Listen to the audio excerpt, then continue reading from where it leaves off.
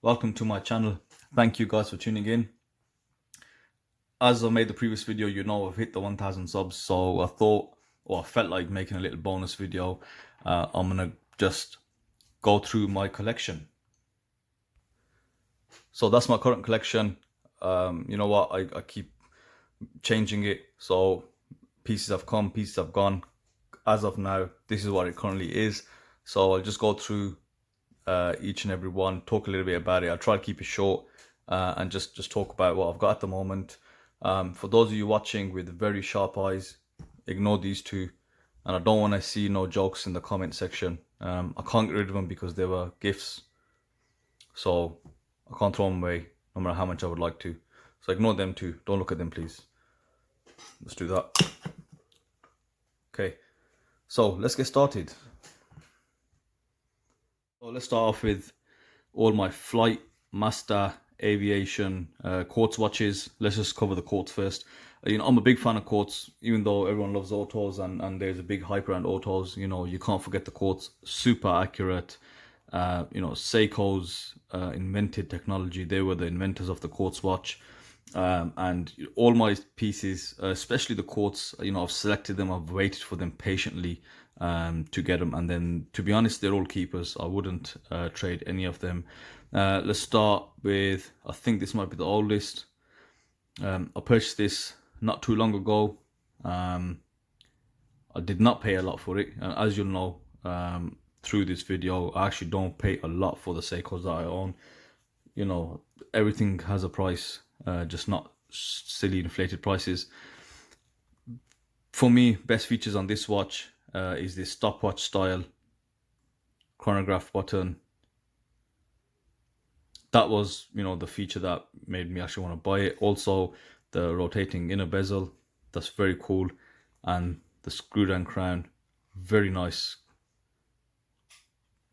looks to that crown. It feels really great. I think one only slight downside to it is a bit big. I think it's a 46 or something silly like that. And then the lug to lug is like a 24mm, so you do need a big wrist for it. It just about fits on mine. I can just about pull it off, I reckon. But aesthetically, I love this watch. So got that. Second one, again, bit of a large watch. I have covered my collection through different, you know, stages. I've got all the videos on my videos, so if you want to see anything detailed, just scroll through and you'll find them. So on the left, another aviator watch. I love that they're functional timepieces. Not that I know how to use the calculators that you see here, but it just looks nice. A favorite feature, what made me buy this, was I think the bi-directional bezel and these trigger style pushers and that jet on the hand. I think fantastic. I think I love Seiko's from this time when they did think out the box and they made some really cool chronograph Quartz pieces. Got the screws here. Just, you know, it's a very, makes it look quite mechanical. Very functional watch. I love the design cues, the designs they used. You know, very unique. Well, I say unique loosely, because we know Seiko do love to homage like the rest of them. This one are probably the most popular one, where everyone should know what these are. The Flight Master, slightly on the smaller side, 200 meters, water resistant. That's what makes it so collectible, because that is a rare feature on the, you know, the aviator watches. Screw down pushers, screw down crown. Fantastic looking watch. I love the color combination. For me personally, the dial is just absolutely amazing. You know, it's like the cockpit on a fighter jet. Next lot, Mark 1, Mark 2 Daytonas. Again, I'm just a fan of the retro Quartz watches. So they come with dive bezels.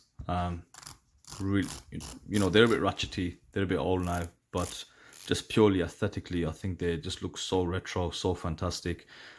I did mod one with a single dome hardlex crystal, and look at that shine, look at that detail on the dial.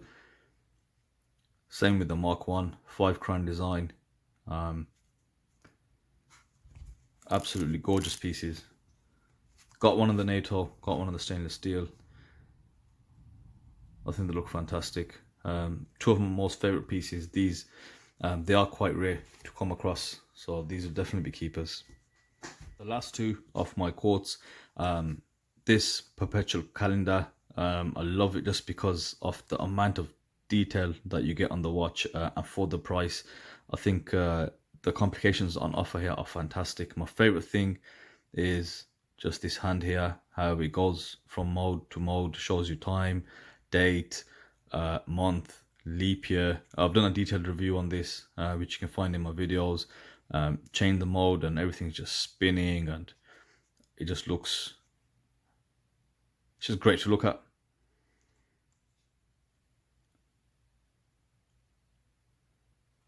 Reset it back. Look at that, just automatically everything just sets into place. Alarm function, all sorts of functionality.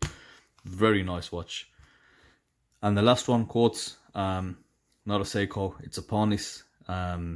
Personally, if Pagani did this color option, I'd buy the Pagani. I think the Pagani is slightly better watch. However, I've kept this purely because I just love the color, and I got some amazing pictures when I did take some photos of this.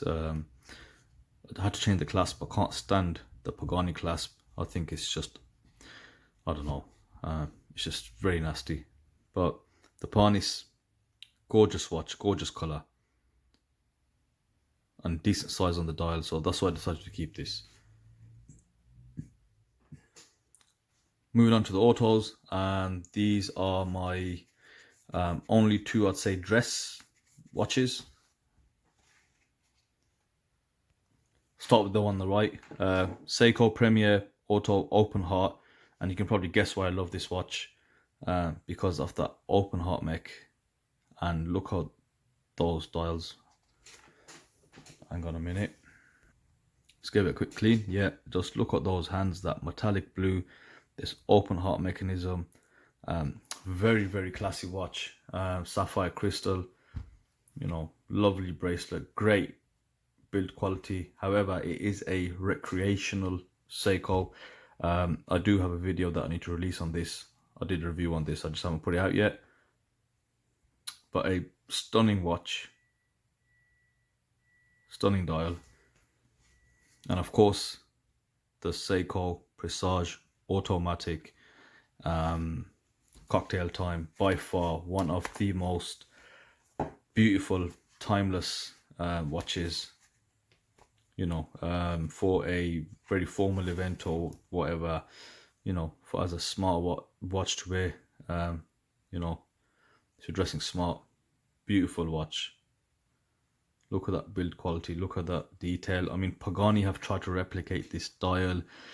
It looks horrific, I'll be honest, but just look at that.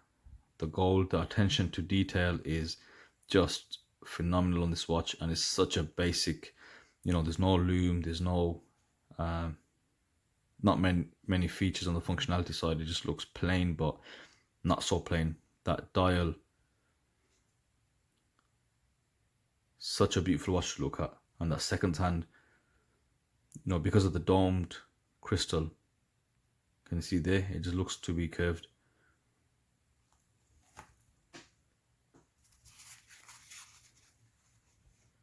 One of my most favorite pieces in my collection, definitely. These three pieces are very special to me. It was because of these that I actually started the channel.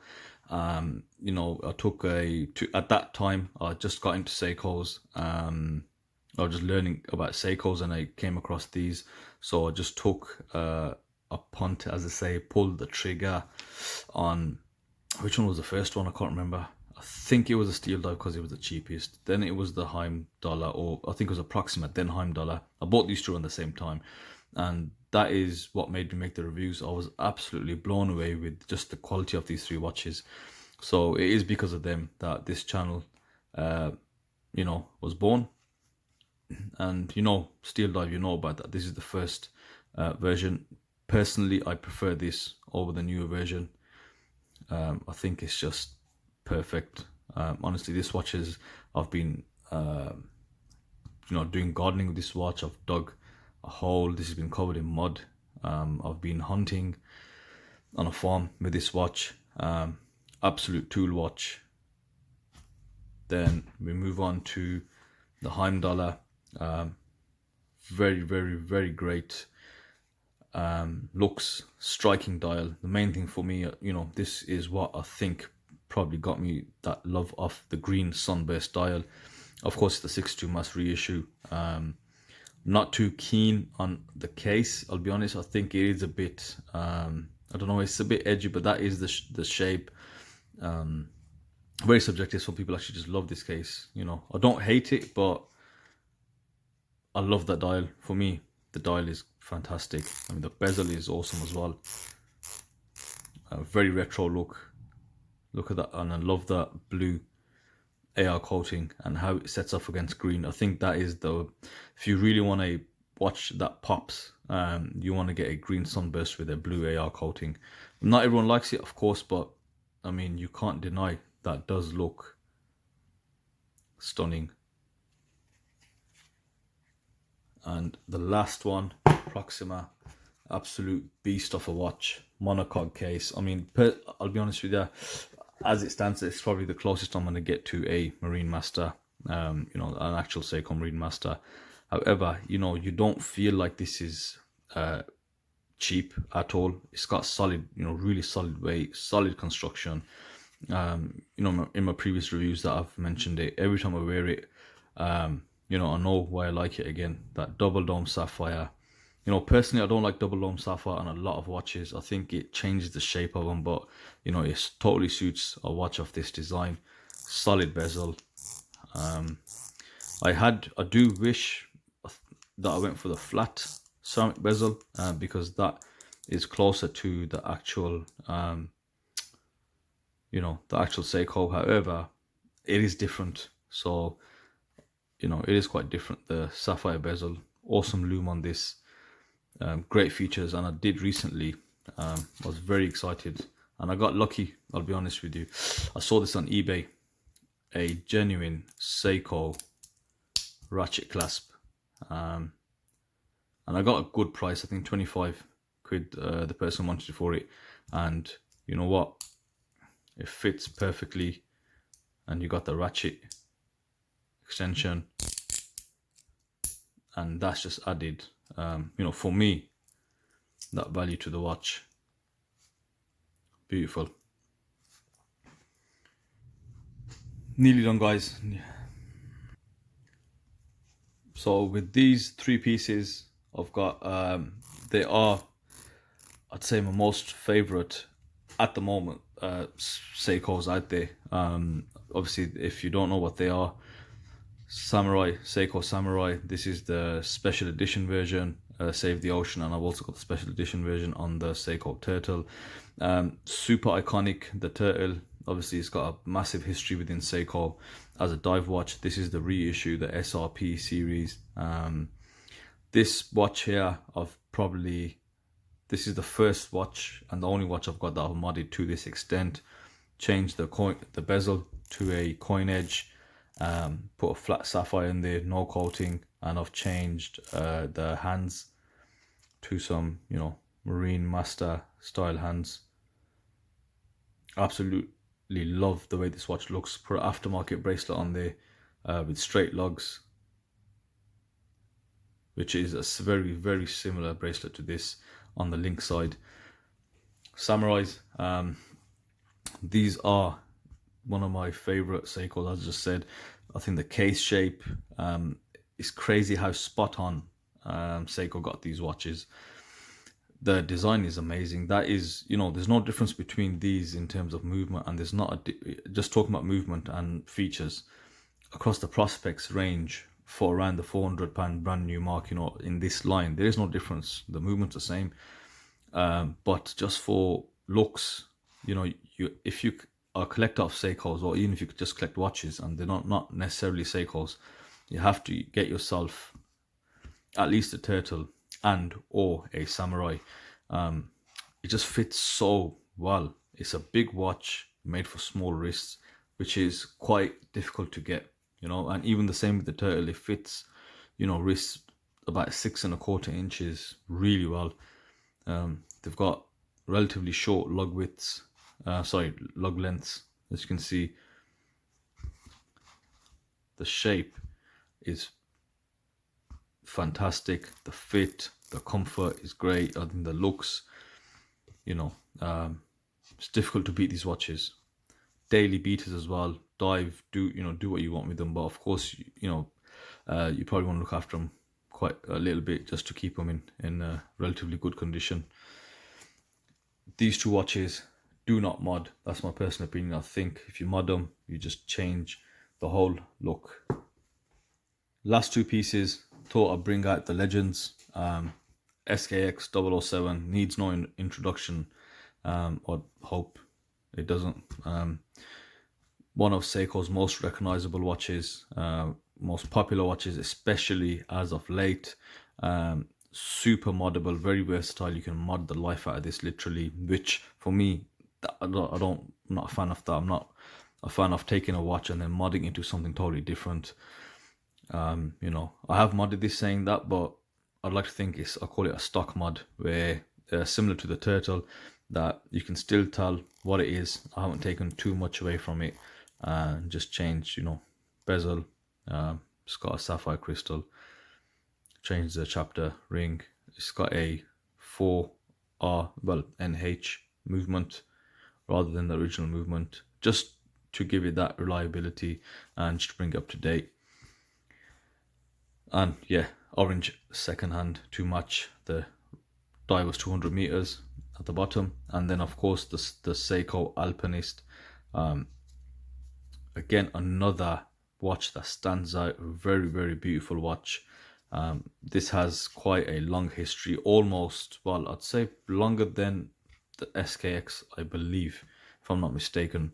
But the history is just as much, you know, and it's just as much as part of Seiko's legacy as the SKX is.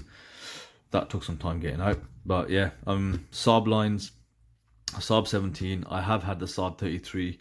Wasn't a fan. In pictures, the thing with that watch, and I did find somebody else agree with me on that one, is, you know, you got to know, number one, everything I'm saying is just, most of it is subjective, you know. Everyone's got an opinion, so doesn't mean you're right or wrong. But with the Saab 33 in the pictures, it just looks amazing in pictures. But when you wear it on wrist, it's not too different, at least just, you know, arm's length, from a Seiko 5, you know, the black SNK, I think. In fact, people call it the baby Saab, you know. So I think I did get it. It didn't have the impact that I thought it would have. The honeymoon period did not last long, and I just, you know, sent it on to somebody who probably would appreciate it a lot more than myself. I like to appreciate watches, you know, on my wrist. I'm sure many of you do. You have that glance. You like to look at the watch and think, wow, that does look nice. And I think with every piece of my collection, I can do that. You know, especially with watches that look so just stunning and so classic. So stuck with the Alpinist. Anyone's collection, you know, it's good to have a bit of diversity. Just add something like this, because it's not a smartwatch, you know, it is a sport casual watch, but it can be pulled off. So that's the end of my video. That's my collection. My collection is always changes. If you see me do a Seiko watch review, know that I've owned that watch, and then that has been part of my collection at any one time. I have got rid of a couple of pieces, so a couple of honorable mentions on my actual logo. Again, this picture was made by myself with my own pieces that I had in the very beginning. The Seiko orange baby monster, the Seiko 5. Amazing watch, honestly, for a Seiko 5. These are probably one of my most favorite Seiko 5 pieces. The bezel action's just buttery smooth if you get the right one. The looks, it's a good fit. It looks stunning, very eye-catching. Just looks fantastic. There's the Sami, the Prospex, you know, Quartz divers. Again, solid tool watches. You can't see it, it's behind that logo, but that's the one with the chronograph hands. Solid timepieces, honestly. For a chronograph, those are built to last. So that's it for my collection. Thank you for watching. If anybody does think it's a large collection, it is nowhere near. It's not a very large collection, to be honest. I'd like to think it's decent, but there's people out there where they've got suitcases. So there's levels to this. Literally suitcases and cabinets full. You know, if you just love it, you can't really help yourself. So thank you for watching. Subscribe, leave a comment at the bottom. Let me know what your collections entail. What do you have in your collections? And just check out the other videos if you want to know anything more in detail on any piece that you've seen here. So thanks again.